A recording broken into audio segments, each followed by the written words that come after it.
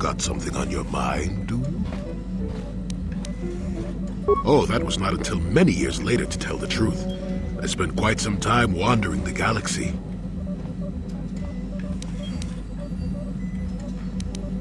Why wouldn't they? I had refused my promotion to Jedi. I was a Padawan who had left the Order, nothing more. I traveled from one civilized system to the next, never staying long. I don't even think I knew what I was searching for. It wasn't as if my travels were pleasant either. There were plenty of folks who distrusted the Jedi after the war, or worse. I suppose so. Not everyone would understand why the Jedi would suddenly start killing themselves and tearing up half the galaxy, would they? If people weren't treating me with suspicion, they were looking at me with greed. I don't know how many thought they could make use of me for their own ends. I got so sick of the treachery and deceit. I left the civilized parts of the galaxy and headed instead for the uncivilized parts. Actually, I was on my way somewhere else when I crash-landed on Kashyyyk. The ship I was using was a rust bucket.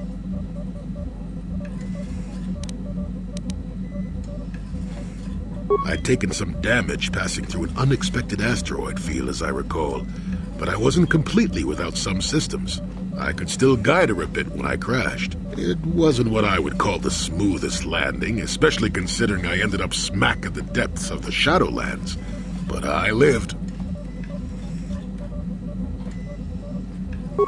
I'm no mechanic, and besides, after you plunge nose first in the trunk of a 5-kilometer-high tree, chances are you don't have much ship left.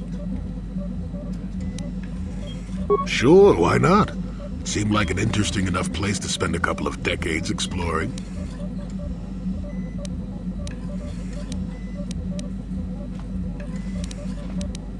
Oh, they did at first, oh yes. I can't say I was overly pleased to encounter a group of indigenous giant carpets either, I can assure you of that.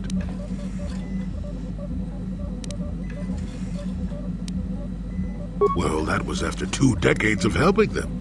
They certainly didn't trust me at first. When I could, I would assist a few young ones who would get lost in the Shadowlands or attacked unexpectedly by the wildlife. I must say, for a while there, the Wookiees actually thought I was some kind of benevolent forest god. Amusing, really. I set them straight eventually.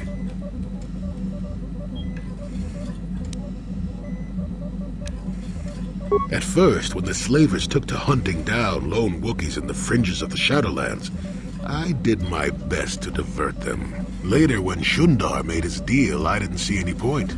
I wasn't here to save them from their own sad follies, after all. Nonsense. I had no idea that's what they were thinking for a long time. I just thought they were being friendly neighbors, leaving fruit and such for me. Later, when I started to understand some of their grunting, I realized they would say prayers to the Hairless One before descending into the forest. Hairless One. I used to have plenty of hair, I tell you. At any rate, it took a few bruises, but I set the record straight. I traveled to Rookwaro and met with the chieftain in front of everyone. Freyr swatted at me just to see if I was real or not. I was real, and while it was a light swat, Wookiees are terribly strong. I was knocked out cold for a day.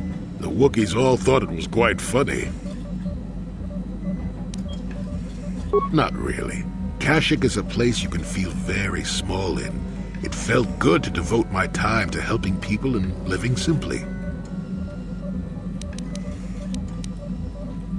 What can I say? I did it all for the Wookiees. The Wookiees? Well, okay, maybe I needed some time on a quiet and remote planet, but if you ever need a friend, an incredibly strong hairball isn't a bad call.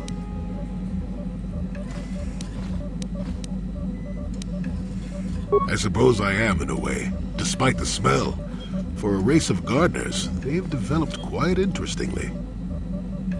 You remember the alien computer, correct? Kashyyyk was meant to be an agricultural planet. The Wookiees were made for a reason, or at least that's what I'm thinking. But I'm an old man who's had a long time to develop that opinion, so don't argue with me. At any rate, we should be moving along, don't you think? If you sat around this long in the Shadowlands, attack would eat you. Got something on your mind? Oh, I get it.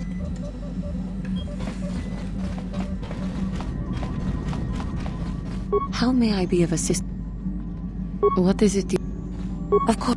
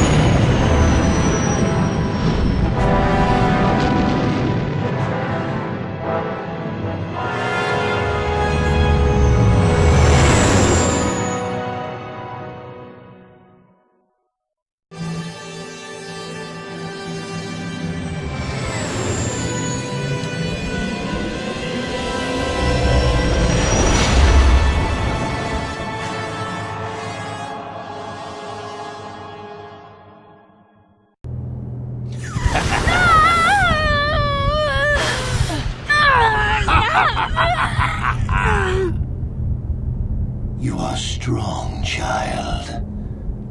But I will break you. I'll never fall to the dark side.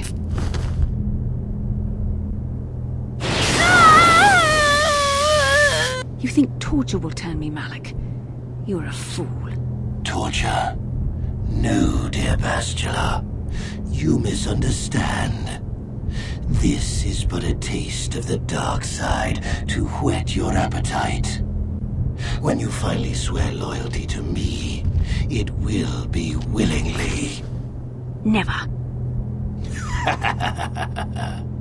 Such resolve in your words, but I see the truth in your heart. The dark side calls to you, Bastila. You hunger to taste it. Become my apprentice, and all its power can be yours.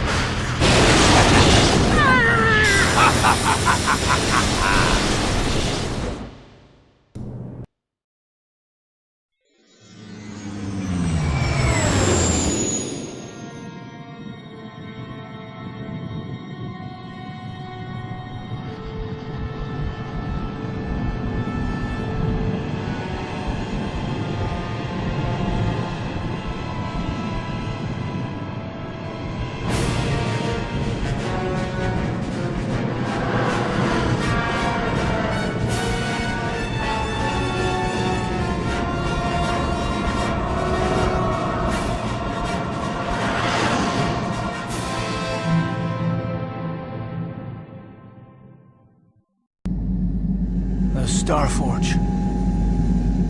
I've never seen anything like it. I'm transmitting these coordinates to Admiral Dodana. Maybe a quick strike by the Republic can cripple the Sith fleet. Message is away. Now we can just wait for the Republic to show up. We should be safe here. We're outside their sensor range. Small vanguard of Sith fighters coming in hard. Someone needs to get on those gun turrets. Take those fighters out before they report our position to the main fleet.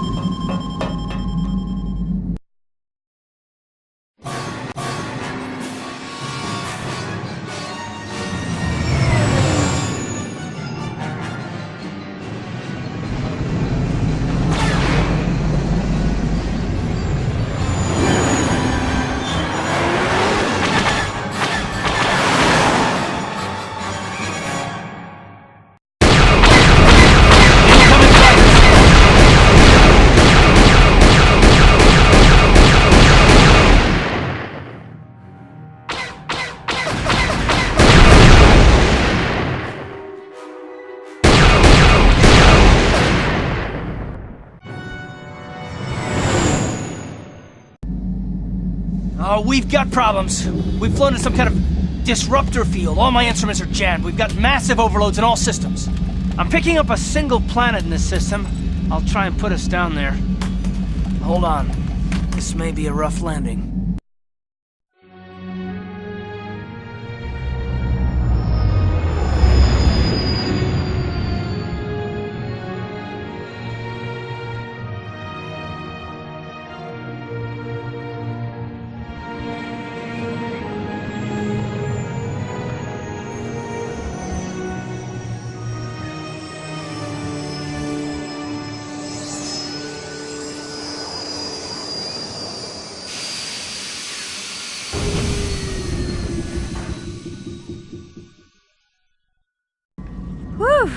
Talk about your rough landings, Karth. What's the matter? You're flying like you've been on an all-night Teresian ale drinking binge. That disruptor field fried our stabilizers. We're lucky we made it down in one piece. But if I can't find the salvage to make repairs, I won't even be able to get the Ebon Hawk airborne again.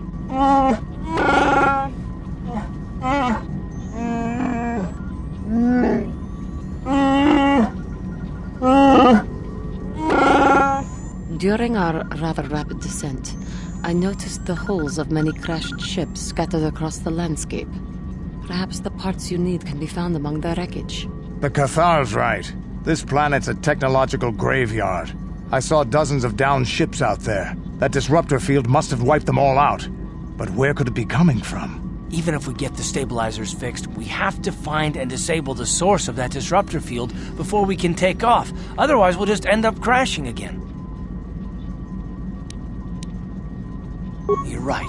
That Sith fleet we saw must have some type of protection against the disruptor field. We have to find a way to disable it, or the Republic will be slaughtered. T3's picking up massive power fluctuations on the ship's sensors. They seem to be coming from some type of large stone structure to the east. It looks like some kind of ancient temple. We haven't forgotten about her, but we can't do her much good stuck down here. We have to help ourselves before we can help her. I only hope we're not too late. Bastila has been Malik's prisoner for a long time. If he can turn her to the dark side, she will join him, and the Sith will be invincible.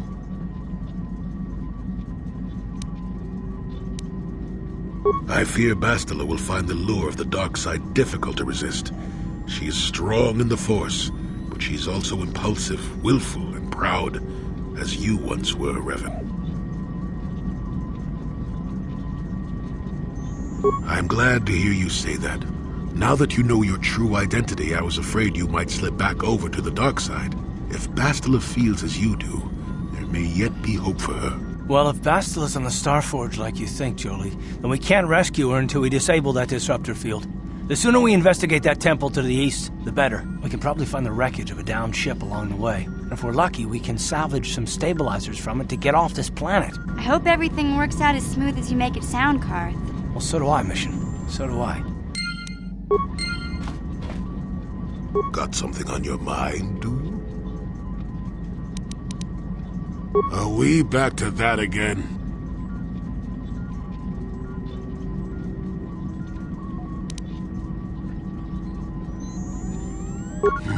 What's the best way for me to approach this?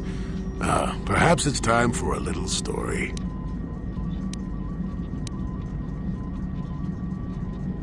You just keep quiet there, you. I've had to put up with all your busybody questions, haven't I? Well, now you'll listen to a story, damn it! Now, where was I? Oh, yes, the story. You almost made me forget about it. Nice try, but I'm not that old just yet. Now then, a young man sees a terribly venomous snake in his small village. Nervous, he watches the snake carefully until it leaves. The young man follows the snake into the forest. He clears the branches out of its path and helps it over obstacles. He even works to keep it fed. Shush! Many nights pass, and still the young man continues to follow the snake.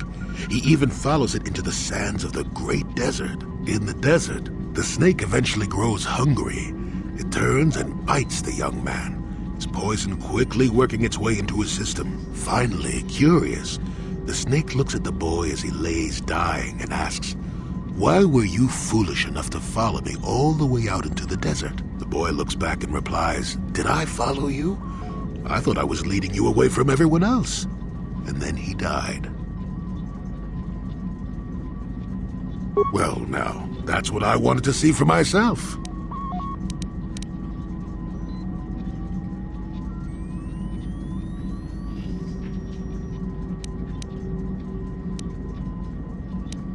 The real question is whether or not I'm as frightened as I should be, isn't it? I've told you before that you have a destiny before you. This does not mean, however, that your future is already written.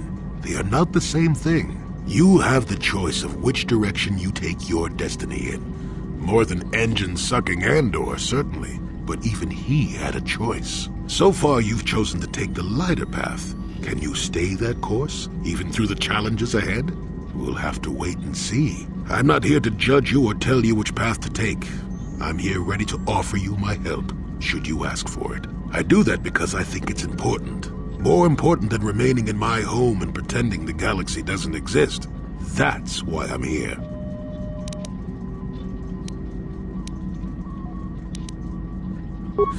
I'm rather glad I came too, really. You're a fine young lad. I hope things turn out well for you. Now then, I've chatted enough for one lifetime. Let's get this show on the road, shall we? How may I be of What is it? Of course. Yeah, what do you want? I'm not happy with the way my life has turned. I'm not the Mandalore I once was. I don't even think I'm the merc I was when I joined you. I think I need something more than killing and fighting in my life. I need a purpose or something like that. The way the Mandalorians, we fought. It holds no appeal for me. To rape and ravage worlds for the thrill of battle. It gets old. Very old. Honor in battle. Cheating death. Comrades in arms. The code of the Mandalore. I think I'm something different now. Maybe more, maybe less. I don't think there is really any place left in the galaxy for the Mandalorian clans like they were. I don't know if I can go on forever fighting as I have. Even warriors get insightful in their old age. Once my time with you is done, once you have moved on to greater things, I'll find my own way once again. Maybe the Mandalorian clans will be reborn again. Maybe even under the Republic, or the Sith. But dreaming about the future is stupid right now. We should get down to our business and finish it. If we survive all this, maybe we could talk about it then. Is there something else you want to know? This world is odd. It looks like a battlefield, but the environment here is lush and green. Whatever happened here was a long time ago. I have seen many strange worlds in my time, but this world is stranger still. I don't like this place. Something happened, or is happening here, and I don't like it. We should get out of here as soon as possible. Do you have anything else you want to ask? Your choice. Yes, what's on your mind? I don't really know much about... You got it. Hey there. What?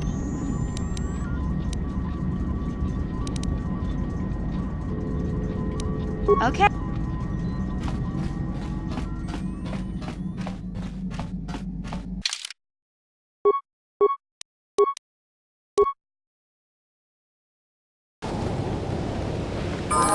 Yes?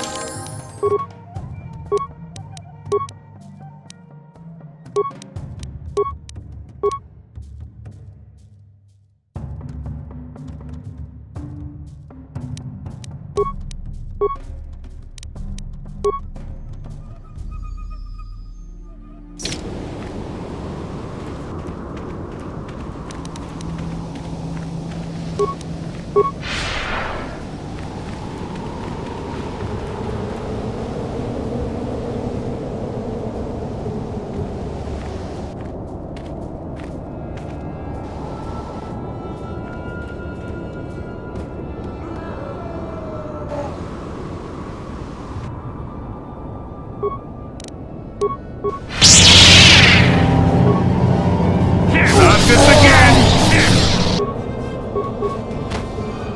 I will be your doom!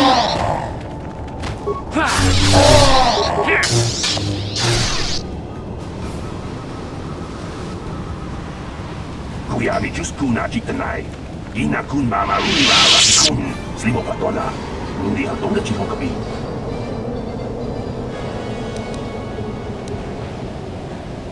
La boda ni winkis matoma. Wana kun bes chingpa marulira. Tok chingbang non kek. Tok ninja mlira rabes. Tiska du suki kuba na bona na gachu. Tuin kotu. Topa na bungkwalya gandonago chuchut. Kabachi kuita hotonga. Yala mo inkapung. Jiloba mulira ni bobo. Wabuku Besket Gang, Bamama Rurira, Yatuka Uwan Kinkuna Bamurira, Rakikun, Mucha Shampampa.